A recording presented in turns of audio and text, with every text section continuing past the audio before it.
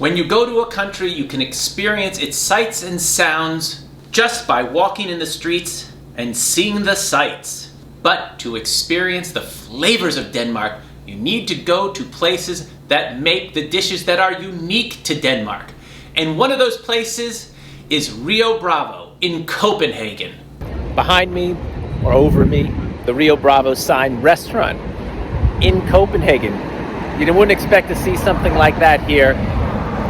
And when you get inside, you won't believe even more. Because when you step through the front doors of Rio Bravo, it's like you're being transported back to the American Wild West of Doc Holliday and Wyatt Earp. While it may not have the same lore as Tombstone's OK Corral, in October 1983, political leader Poul Schulter had a phone conversation with his rival Helge Doorman to hammer out what was to become known as the Rio Bravo settlement. Surrounded by Western motifs and objects. They even have a bar with bar stools that are saddles. You got a wagon wheel, you got a picture from a movie, a Western movie, Rio Bravo, and now we're in the restaurant. And as you walk around the restaurant, taking in the decor, allow yourself to daydream. And it is a pastiche, an honor to the movie Rio Bravo, not the river, but the movie, which starred John Wayne, Dean Martin, and Angie Dickinson. In fact, being in Rio Bravo, the restaurant, makes me feel as though I am in the movie Rio Bravo. In fact, it makes me feel like I have a scene in the movie with John Wayne. Jeez, I am in a movie. Wow. Jeez, I'm so nervous. I don't think I can eat anything. Step down off your high horse, mister. You don't get lard less than you boil a hog. Well, I didn't mean anything by it. Have one of these cigars. Wow. John Wayne is giving me a cigar. Some words can give you a feeling that make your heart warm. Yeah, it's too bad that one ended up on the cutting room floor. But that's what happens when you're in this restaurant. The interior is so interesting and exciting. You look at the decor and you forget that you're here to have a meal. And this is a great place to have a meal. An authentic Danish meal. Well, let's just look at the menu. Now, pull out your cell phone because that's where these menus are these days. Just look at all these excellent options. There's a pork tenderloin, a breaded veal cutlet, pickled herrings, the star shot, that's toast with boiled and fried fillet of plaice, shrimp, asparagus, caviar, and sliced lemon.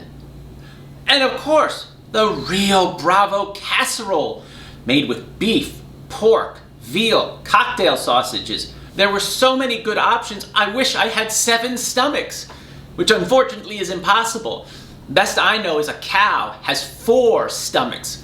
But I don't think a cow would want to be in a place like Rio Bravo because the Wild West was all about cattle runs and moving cattle. And frankly, I think the cow would have just said, no, I'm sorry, I'm going to have something vegan. So I had to choose one dish. But luckily I was with my girlfriend, so we decided to split 2 of the dishes. The first thing that came out was the shrimp cocktail, and it was delicious. But the shrimp cocktail, I gotta say, was more of a supporting character to the egg cake, which is made of taking egg, flour, milk, and baking it on the top of a stove. The egg cake was kind of like the John Wayne of our epic Western lunch. In fact, when they brought out the egg cake, I swear I could see John Wayne's face. I'm gonna tell you something, Flacca, and I want you to listen tight. May sound like I'm talking about me, but I'm not. I'm talking about you. As a matter of fact, I'm talking about all people everywhere. So that's what you mean by the egg cake, and why it's so good. Because if you're hungry, it will fill you up. It's like I was empty. Well, I'm not empty anymore. That's what's important. Wow. I always knew the legend of the Duke lived on. I just didn't think it lived on in an egg cake. Now, I may sound like a Bible beater yelling up a revival at a river crossing camp meeting, but that don't change the truth none. There's right and there's wrong. You gotta do one or the other. Wow, that was some meal. Now, it may not have been haute cuisine or cutting edge cuisine, whatever that is. What it was good traditional Danish cooking. And that's what I appreciated. And it was new and tasty for me. And here's the thing, well, that dish satisfied my hunger. It made me have even a bigger appetite to try more Danish dishes in the future. And if you out there know of any other places to get traditional Danish meals in Denmark, particularly in Copenhagen, Sæby or Aarhus, or places in between, let me know in the comments and subscribe, because I'm going back to Denmark and I want to have more of these fantastic Danish dishes. And yes, actually, it was a great place to be. Good food, good decor, nice people. They actually like Americans here. So if you're from the United States, come here. French people, they're not so happy about it. But the USA, come along. All right, had a good time here. Thank you kindly.